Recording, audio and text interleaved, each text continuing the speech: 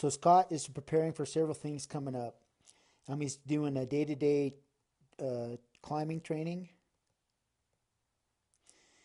He's got a Go Ruck Ascent, AMGA SPI course. It's a single pitch instructor course. And then later this fall, he's got a ski patrol job he's got to prepare for. And then also in December, he wants to do some ice climbing.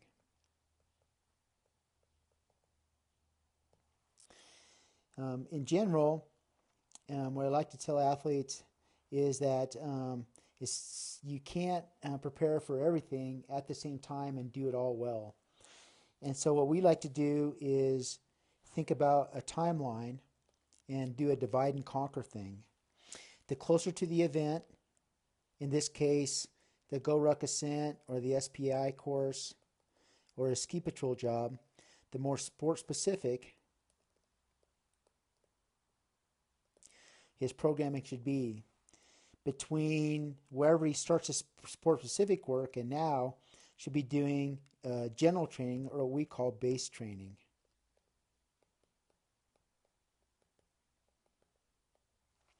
For mountain athletes, we have a specific type of base programming we call mountain-based programming.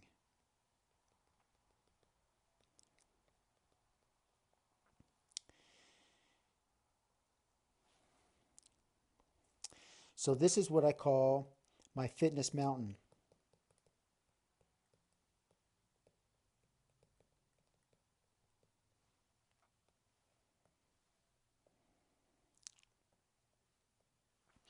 At the bottom of the mountain is what I call base fitness. For the different athletes that we work with, military, law enforcement, fire rescue, and mountain, the base fitness programming is generally similar but specifically different. What I mean by that is my base fitness for mountain athletes includes strength, work capacity, gym-based work capacity, endurance. And endurance for mountain athletes is trail running or running, and also uphill hiking under load. Just about every mountain event involves some type of uphill movement under load. Chassis integrity, which is our methodology for training the midsection. And then finally, climbing fitness. Specifically, rock climbing fitness. It's really easy to lose your rock climbing fitness. On top of this base, right here is where we do our sport-specific programming. And then at the very top, up here, is what I call technical practice. If we were to take that diagram that I designed before with base first and sport-specific second before the event and tilt it vertically, it would look like this. This would be base, and this would be the sport-specific programming. The whole goal is get the athlete to this point right here before they start technical practice, which in essence is the actual event or the sport, as sport-specifically fit as possible. For example, in this case, for a ski patrol job, I'd want to get Scott his legs and lungs ready for downhill skiing as best I could without him actually skiing at the beginning of his patrol season. So that's probably around December 1st or Thanksgiving.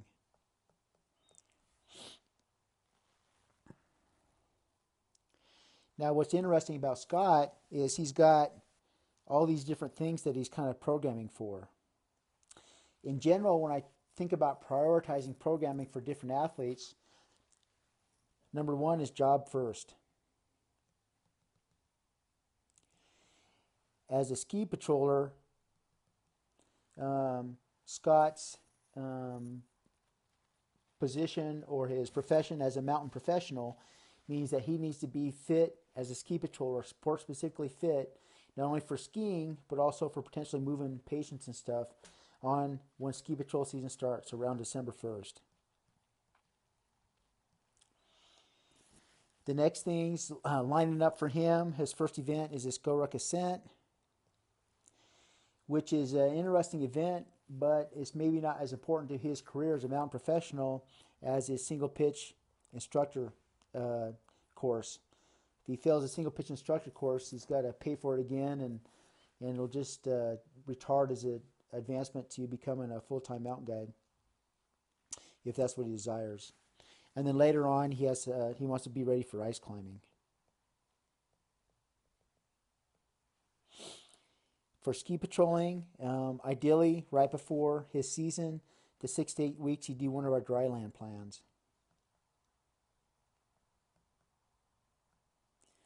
And we have several. We have the full version, I think, which is 6 or 8 weeks long. And you can do a 30-minute a day, which is, I think, 4 weeks. And is a little bit less intense. For generally, I believe if you have the time and you have the commitment, you should do the full plan. For his Go Ruck Ascent, he had asked about the Peak Bagger plan. I think that plan would be appropriate to prepare him for that ascent. The only question I have is about his pack loading. And for your step-ups, he'd want to be doing the step-ups in Peak Bagger plan. About the same load he would be assumed he'd be carrying for this Go Ruck Ascent event. The only thing is, I don't want people doing step-ups with more than 40 pounds. So, Scott, if you think you're going to be packing 70 pounds on this Go Ruck Ascent thing, you only do your step-ups at 40. Single pitch instructor course. This is going to be rock climbing intense. I imagine if it's like most of these courses, there's a basic assessment they'll do at the beginning to see if the potential instructors can climb a certain rating. And then after that, there will be lots of work on the rock. So you need not only the fitness and technique ability to meet the initial gate, but also the stamina and the endurance to be able to handle that for the entire course. Ice climbing is kind of tricky for me.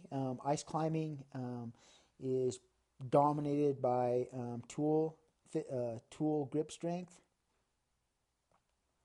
And what we found in our work here, working with both ice climbers and rock climbers and athletes who do both rock and ice climbing, is that the grip strength it takes to hold tools for ice climbing is different than the grips it takes to rock climb. It's kind of its own special type of strength. So let's kind of take a look at, I don't know exactly what his timeline is. All I know for sure is at the end of August. So let's say September 1st is his Go Ruck Ascent. And sometime in the fall, I'll assume a month later, maybe October 1st, is his single pitch instructor course. And then December 1st is his ski patrol job.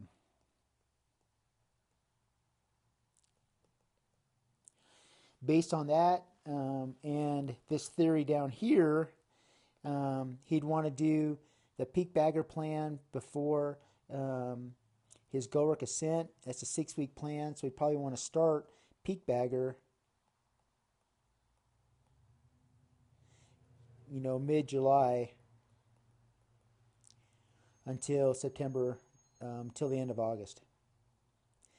He'd want to do this plan directly before the event. He wants to do it right before. On the other side of his Go Ruck event, say he has 3 or 4 weeks to prepare for his single pitch instructor course.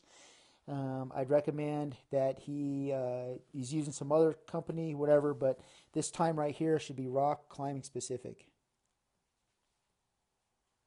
From our stuff, I'd recommend the rock climbing preseason training plan. Our rock plans also include work capacity and some general fitness mountain-based work down here. It's not just all climbing stuff, but the programming should be focused not only as technique but also grip, strength, endurance, and stamina.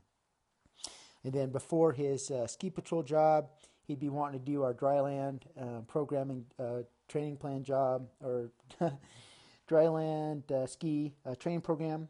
And if I remember right, that's a 6 or 8 week plan, and so he'd be likely starting that middle of October.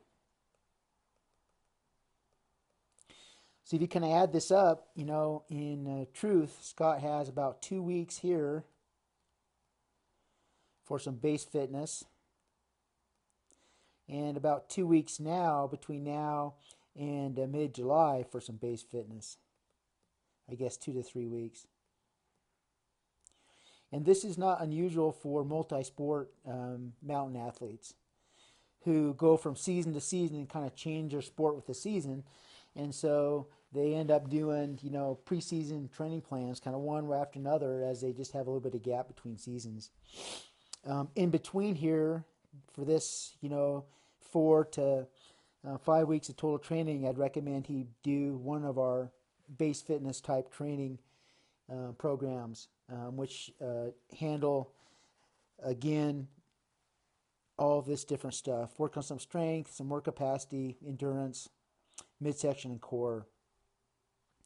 And he could either do it through our mountain-based daily sessions or through probably the Greek heroin plans. So I'm going to go ahead and take you to the internet and the website right now, kind of show you what all this looks like on the website. Okay, so I'm here on the website, and we just put up this new article with our training plan trees, and I'll bring that up for you. And we'll be able to show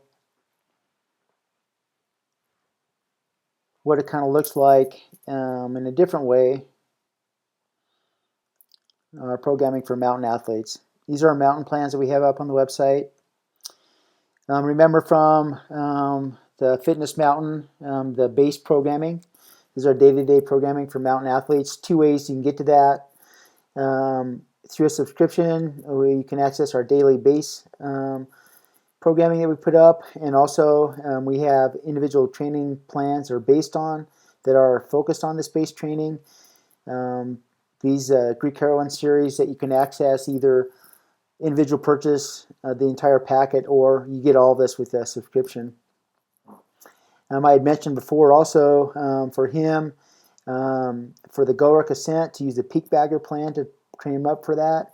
That's one of our plans here underneath our mountaineering part, our mountaineering section.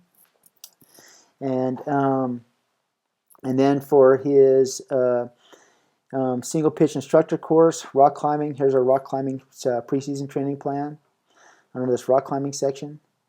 And then for lift assisted skiing, I'd recommend a mountain professional like Scott, who's a mountain snow professional, to do our full Dryland ski training plan. It's a 6-week plan.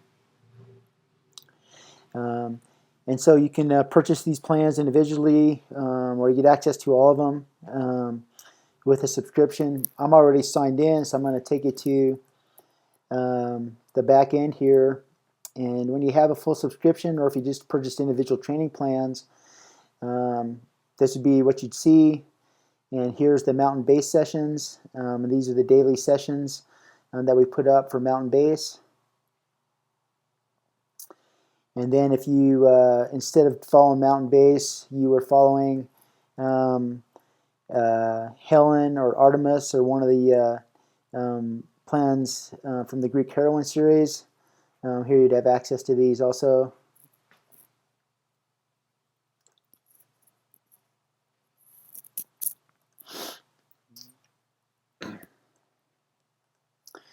And then also, here's where you'd find your Dryland ski training plan right here.